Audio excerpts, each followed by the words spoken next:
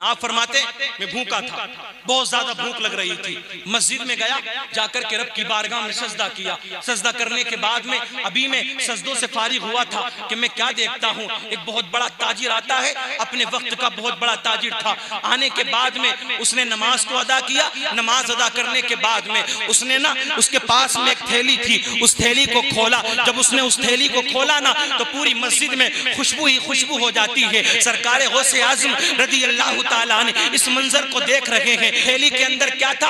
गोश्त के कबाब बने हुए थे। तवज्जो रखना मेरे अजीजों, आज तुम गौसे आजम की 11वीं मनाते हो, आज तुम हलवा बनाते हो, आज तुम बिरयानी बना करके लोगों को खिलाते हो, गौसे आजम की सुन्नत को अदा करते हो। मेरे गौसे आजम फरमाते हैं, मैंने नेकियों के दफ्तर को उलट पलट करके देखा, नेकियों के दफ्तर को उलट पलट करता रहा। अगर मैंने सबसे ज्यादा सवाब किसी नेकी का पाया है तो वो किसी भूखे को खाना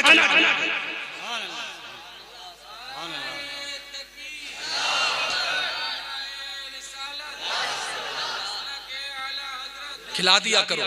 कभी आए ना कोई दरवाजे पे साइल, तो गौसे आजम का सदका उसको दे दिया करो, उसको खाली हाथ ना लौटाया करो, कुछ ना कुछ उसको दे दिया करो। सरकार गौसे आजम फरमाते हैं, जिसने अभी खाना की चाहा था कि मेरे ऊपर उसकी नजर पड़ जाती है।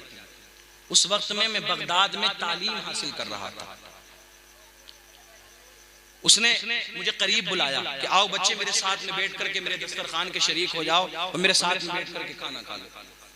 और ये सुन्नत भी है, ये तरीका भी। एक बात याद रखना कि अगर भूख लगती हो, कोई खाने के लिए बुलाए तो आप खाना खा लिया, ठीक है ना। सरकार गौसे आजम करीब गए, अभी खाने पे ही थे। उस ताजिर ने सवाल कर दिया, बच्चे ये बताओ तुम क्या करते हो, तुम करते क्या हो? सरकार गौसे आजम फरमाते कि मैंने ये कहा कि मैं एक मदरसे का तालिब इल्म हूँ, तालीम हासिल यहाँ कर रहा हूँ। वो ताजिर खुश हो गया, ताजिर तिजारत करने वाला बिजनेसमैन खुश हो गया। उसने कहा क्या हुआ, तुम मुझे मिल गए, मेरे जहन में एक मसला भी था, मैं तुम्हारे सामने मसला रखूंगा, मेरा मसला भी हल हो जाएगा और हम साथ में मिलकर खाना भी खा लेंगे। तवज्जो रखना, कितना पसंद फरमाते थे सरकार गौसे आजम रज़ी अल्लाह ताला अन्हु खाना खिलाने को। बुलंद आवाज से कहते सुभान अल्लाह।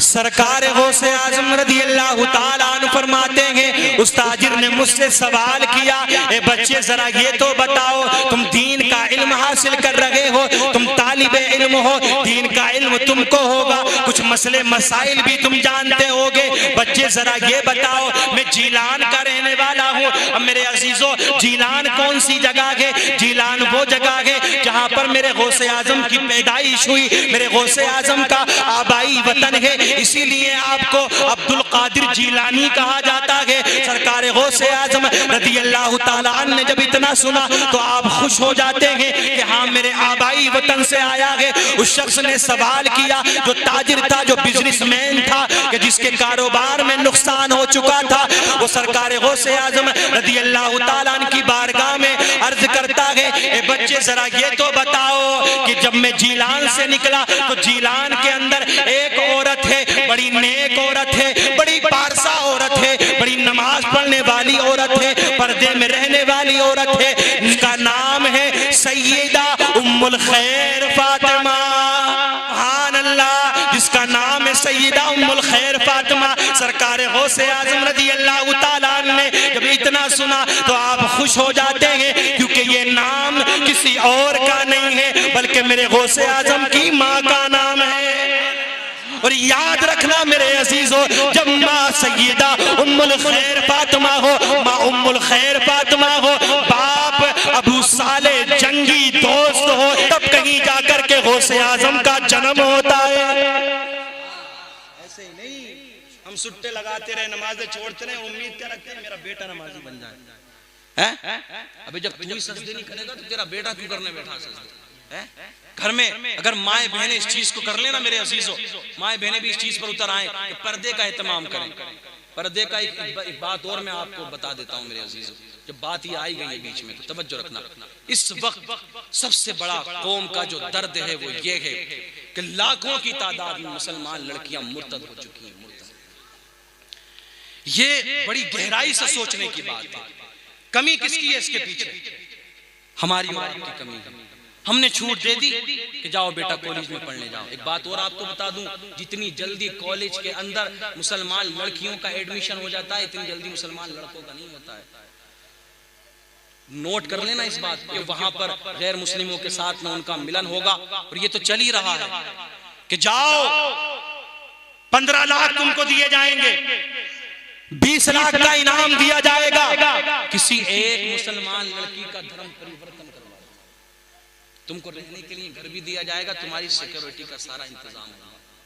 और कितने कॉलेज में पढ़ने वाले लड़के जो पढ़ने के लिए नहीं गए बल्कि सिर्फ यही काम करने के लिए गए, हजारों की नहीं बल्कि लाखों की तादाद में।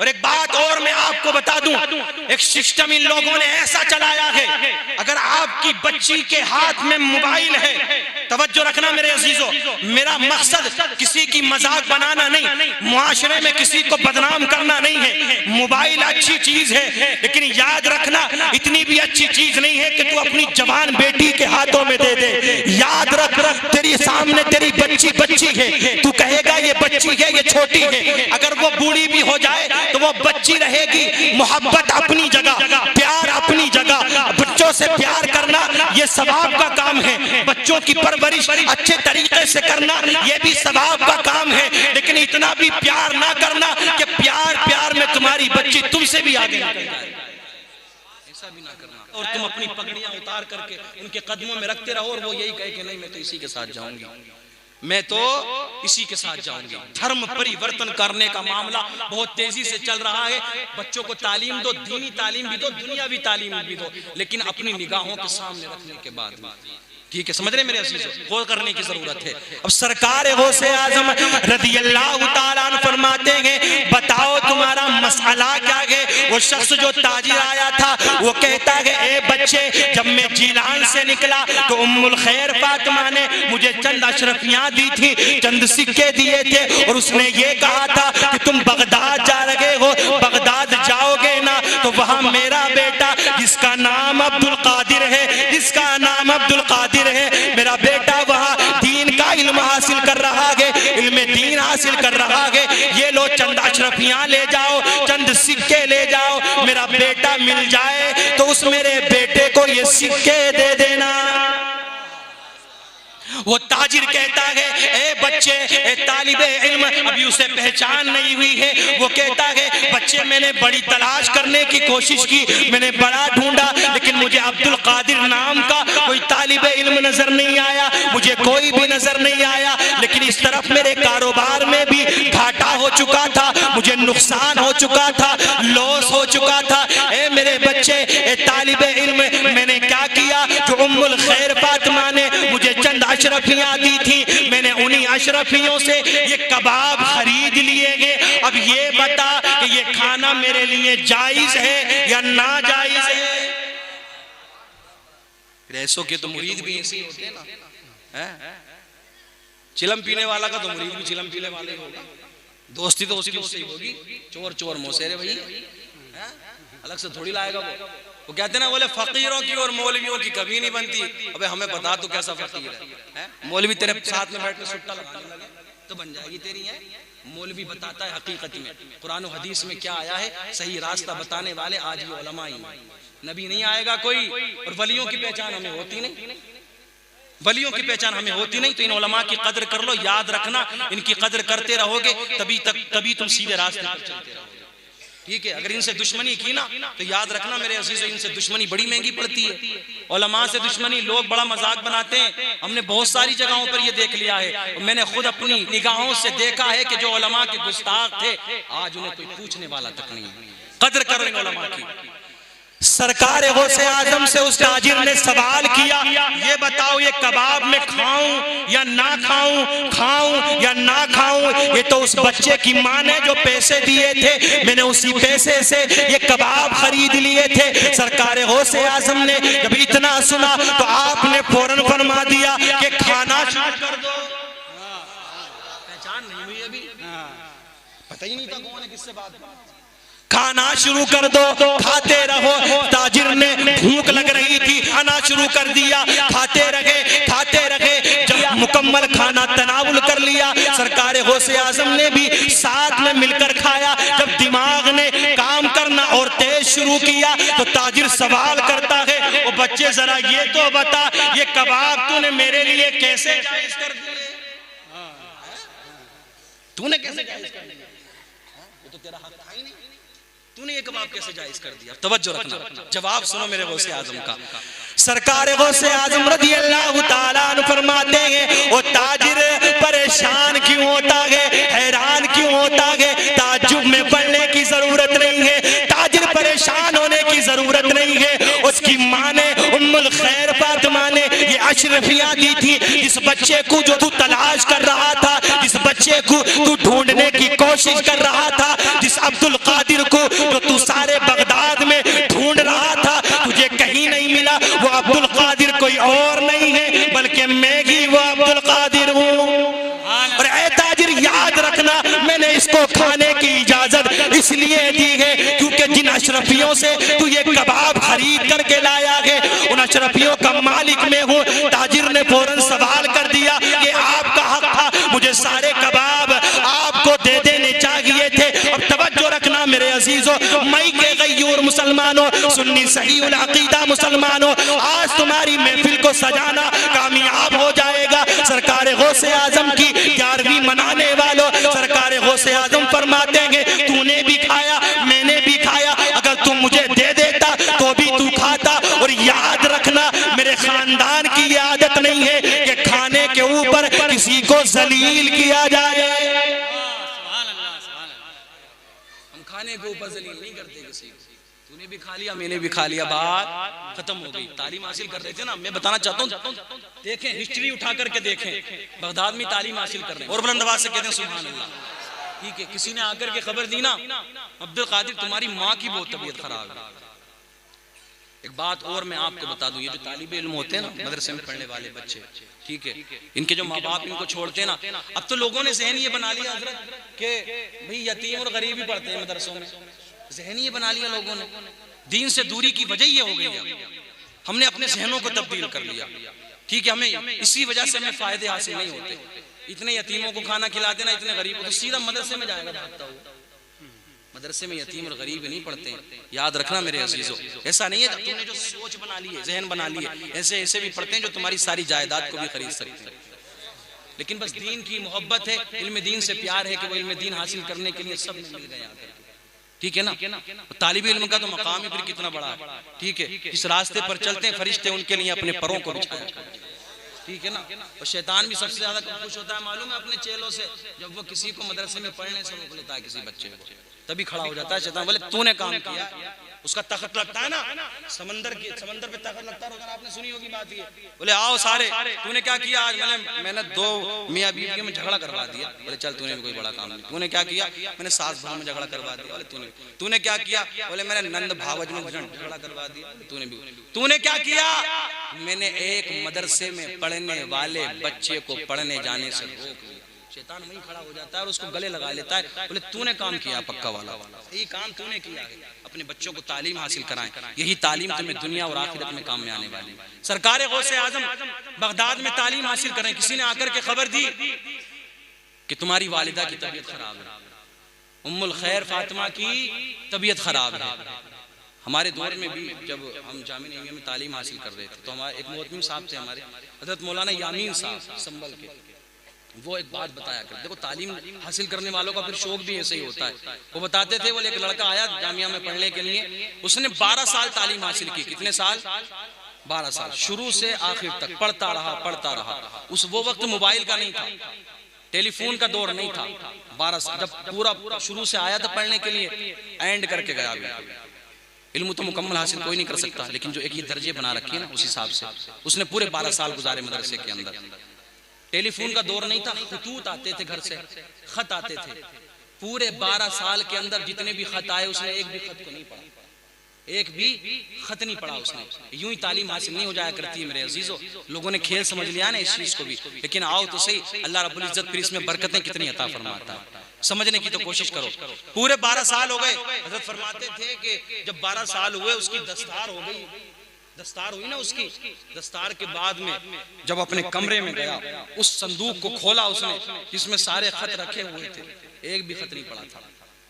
कितने खत आए थे, एक भी खत नहीं पढ़ा था। अब खत खोलता था, कभी रोता, किसी खत को खोलता कभी हंसता, कभी रोता कभी हंसता। किसी ने सवाल कर दिया, यार ये तो बता, किसी खत को खोलता है तो हंसता है, किसी खत को खोलता है तो रोता है। वो कहता है किसी खत में तो मेरे भतीजे की पैदाइश की खुशी का मामला है, किसी खत में ये खबर है कि हाँ तुम्हारी बहन की शादी हो गई, किसी में ये खबर है तुम्हारे भाई की शादी हो गई। रोता इसलिए हूँ, किसी में खबर है कि तुम्हारा बाप मर गया है, तुम्हारी माँ का इंतकाल हो गया है, अब तुम्हारी फूफी का इंतकाल, अब तुम्हारे इसका इंतकाल, अब तुम्हारे फला रिश्तेदार का इंतकाल। तवज्जो रखना मेरे अजीजों, इल्म को ये मकाम नहीं मिला है, उलमा को अल्लाह ने यूं ही ये मकाम नहीं अता फरमाया। लेकिन आओ आलिमों के आलिम, मैं सरकार गौसे आजम की बात करने के लिए चला हूँ, सरकार गौसे आजम की बात आपके सामने रखने के लिए चला हूँ। याद रखना मेरे अजीजों, यही उलमा है जो दुनिया के अंदर अल्लाह रब्बुल इज्जत से डरते हैं, अल्लाह का खौफ खाते हैं। कुरान मुकद्दस के अंदर मुतअद्दिद मकामात पर, मुतअद्दिद आयत करीमा के अंदर इन उलमा की फजीलतों को बताया है। लेकिन मेरे गौसे आज़म रज़ी अल्लाह ताला अन्हु बगदाद की सरजमीन में तालीम हासिल कर रहे हैं। किसी ने आकर के खबर दी तुम्हारी वालिदा की तबीयत खराब है, तुम्हारी माँ बीमार है। सरकार गौसे आज़म ने जब इतना सुना, माँ की मोहब्बत की याद आ गई, माँ की ममता की याद आ गई, माँ का प्यार याद आ गया, माँ का चेहरा सामने आ गया। वो माँ मेरे अजीजों, उम्मुल खैर फातिमा का क्या मकाम है। आज की माएँ भी होती हैं जो अपने बच्चों को सुना सुना कर सुलाती हैं, अपने बच्चों को जो लोरियां देती हैं तो उसमें गंदे अशआर सुनाती हैं, गालियां सिखाती हैं। लेकिन आओ ये माएँ कौन सी थी? ये माएँ वो थी जो झाड़ू लगा रही है तो कुरान पढ़ रही है, जो बर्तन धो रही है तो कुरान पढ़ रही है, जो घर का कोई काम कर रही है तो कुरान पढ़ रही है। यही वजह है सैयदा उम्मुल खैर फातिमा, एक रिवायत के अंदर आता है 18 पारों की हाफिजा थी। सरकार गौसे आजम मादरजाद वली थे, अपनी माँ के पेट से वली पैदा हुए थे। जब आप पैदा हुए तो आपको मुकम्मल 18 पारे हिफ्ज थे। किसी ने सवाल किया ये हिफ्ज तूने बच्चे कहाँ कर लिया? सरकार गौसे आजम जवाब देते हैं, जब मैं अपनी माँ के शिकम में था मेरी माँ कुरान पढ़ती जाती थी, मैं याद करता जाता था।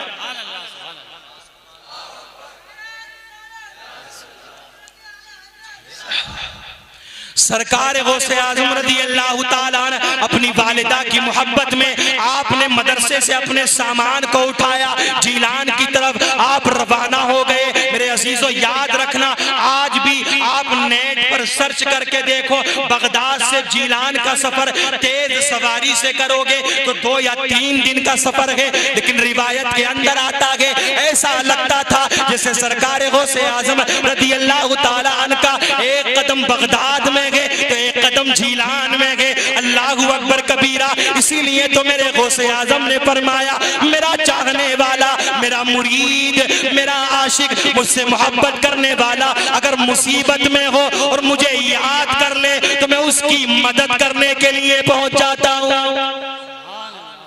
मैं उसकी मदद करता हूँ वहां पहुंचने के बाद। अच्छा आएगा कौन जो जिंदा होगा? क्यों हजरत? वही तो आएगा जो जिंदा होगा। अभी मुर्दों को चलते फिरते देखा है? मुर्दों को चलते फिरता अगर कोई जिंदा देख ले तो वो खुद मुर्दा हो जाएगा। है? हमारा ईमान है कि अल्लाह के वली आज भी अपनी कब्रों में जिंदा है, आज भी अपनी कब्रों में बोलो जिंदा है। और हम ऐसे किसी शख्स से ताल्लुक नहीं जोड़ेंगे। और याद रखना, गुस्ताख नबी का हो या गुस्ताख किसी वली का हो, एक बात कान खोल करके सुन लो, चाहे तुम्हारा सगा भाई क्यों नहीं है उससे रिश्ता तोड़ दो, उससे कोई ताल्लुक ना रखो। अगर तुम्हारा बाप भी नबी का गुस्ताख है तो उससे भी ऐसे लोगों से हमारा क्या, हम तो लड़कियां देनी शुरू कर दी हमने, तो है रिवाज बना दिया। ठीक है ना? बोले कोई बात नहीं मौलाना, ये तो तुमने अपनी बातें बना रखी हैं। फिर बेचारे मौलवी फंस जाते हैं। अगर किसी ने अनजाने में निकाह पढ़ा दिया तो अगले दिन को तो उसकी इमामत खत्म होनी है। अपनी गलती नहीं बताएगा तूने लोंडिया क्यों दी थी वहां। और जो हटाने वाले होते हैं वो ये नहीं देखेंगे तूने भी थोड़ा चावल खाए थे जाके, तो उसने रिश्ता करा था, तूने भी तो खाए थे, क्यों कर रहे हो ऐसे काम? रिश्ते क्यों जोड़ रहे हो? क्या नबी के आशिकों में तुम्हें रिश्ते नहीं मिल रहे? लेकिन आओ मेरे अजीजों, उसी से मोहब्बत करो, उसी से प्यार करो, उसी को अपना दोस्त बनाओ। और उसी से हम प्यार भी करते हैं जो नबी का चाहने वाला है, नबी से मोहब्बत करने वाला है, वलियों का चाहने वाला है। वो दुनिया के किसी भी खित्ते में रहता हो, हम उसको अपने गले से लगा लेंगे। जो नबी का आशिक है और जो नबी का दुश्मन है, अगर हमारे घर में भी रहता है तो हम उसको ठोकर मार के घर से निकालेंगे। ये अकीदा बना लो, इस मामले में मजबूत हो गए, रब्बे काबा की कसम कामयाब हो जाओ। आखिरी जुमले समाप्त कर लो। सरकार गौसे आजम रज़ी अल्लाह तआला अन्हु सामान उठाया, जीलान पहुंच गए, घर के दरवाजे पे जाकर के दस्तक दी, अंदर से आवाज आती है मंदक्कल बाब, किसने दरवाजा ठोका, किसने दरवाजे पर दस्तक दी, किस बीमार माँ की जब अंदर से आवाज सुनी आपकी आंखों से आंसू आ जाते हैं, दबी दबी आवाज में कहते हैं, और सरकार गौसे आजम बाहर से आवाज लगाते हैं, ए अम्मी जान तुम्हारा बेटा अब्दुल कादिर आया है। कई सालों में गए थे, आज भी जाते हैं ना, सऊदी जाता कोई कहीं जाता कोई कहीं जाता। माँ बाप से पूछो यार, ये तो मजबूरियां हैं जो विदेश भेज दिया करती हैं, ठीक है ना। माँ बाप से पूछो कितना दर्द होता है अपनी औलाद को जुदा करने में। लेकिन सरकार गौसे आजम रज़ी अल्लाह तआला अन्हु की वालिदा ने जब इतना सुना कि दरवाजे पर कोई और नहीं है, दरवाजा खोलने वाली थी, आपने दरवाजे को नहीं खोला। जब आपने सुना कि दरवाजे पर अब्दुल कादिर मेरा बेटा आया है, तो आपने फौरन सवाल कर दिया, ए मेरे बेटे अब्दुल कादिर जरा ये तो बता कि तू क्यों आया है, क्या तेरी तालीम मुकम्मल हो गई है?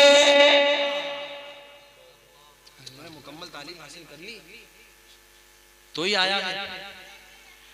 सरकार गौसे आजम फरमाते, अम्मी जान अभी तालीम मुकम्मल नहीं हुई है, लेकिन मैंने सुना था कि आपकी तबीयत खराब है, आप बीमार हैं, सख्त अलील हैं, मैं आपकी मिजाज कुर्सी के लिए आ गया, आपकी अयादत के लिए आ गया। अम्मा का जवाब सुनो, कलेजा कैसा होता है, अपनी औलाद को गले लगाने के लिए माँ की ममता हमेशा तैयार रहती है। लेकिन याद रखना मेरे अजीजों, गौसे आजम कोई ऐसे ही नहीं बन जाता। याद रखना मेरे अजीजों, सरकार गौसे आजम रज़ी अल्लाह तआला अन्हु की वालिदा मोहतरमा कहती है, बेटा जहां से आए हो वापस लौट करके चले जाओ, जब तक तालीम मुकम्मल ना हो जीलान लौट करके ना आना। अगर मेरा इंतकाल हो गया तो तुम्हारी और हमारी मुलाकात कयामत के दिन होगी।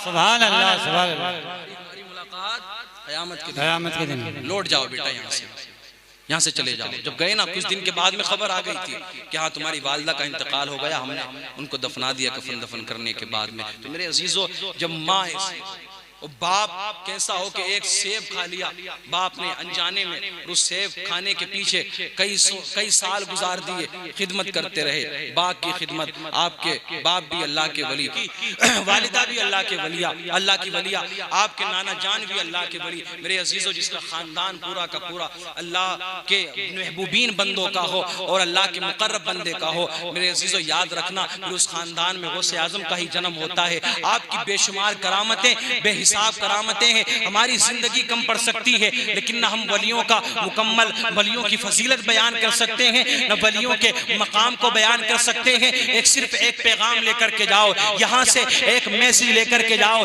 याद रखना, वलियों के नाम की महफिलें सजाओ, अल्लाह के नबी के नाम की महफिल सजाओ, अल्लाह को याद करो, रब्बे करीम का जिक्र करो, अल्लाह की तस्बीह बयान करो, अल्लाह के हबीब सल्लल्लाहु ताला अलैहि वसल्लम पर कसरत से दुरूद पाक पढ़ते रहो, नमाज़े पंजगाना अदा करते रहो। ये तुम्हारी महफिलें हैं, ये तुम्हारे जो काम है, ये जो तुम्हारा पैसा खर्च करना है, ये उसी वक्त कबूल होगा जब तुम सुन्नत मुस्तफ़ा को मजबूती के साथ में थाम।